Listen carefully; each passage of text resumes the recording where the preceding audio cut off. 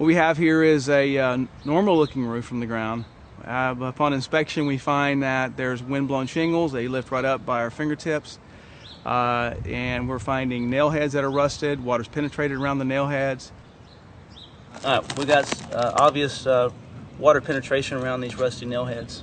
Well, the shingles lifted so high from the wind, and a driving rain has gotten up underneath these shingles and has penetrated and rusted the nail heads. This has been going on for a while. You know, this is part of it is the manufacturer's issue. They didn't use very good adhesive, because this is just straight asphalt adhesive, and once it dries, it doesn't stick. The average person's not going to know that there's any water damage, but in many cases that you got water running down a wall, left undetected, this water damage will create structural decay, rot, and mold. And most policies have limited coverage on mold, so if it's left unattended long enough and it creates mold, you're not going to have coverage.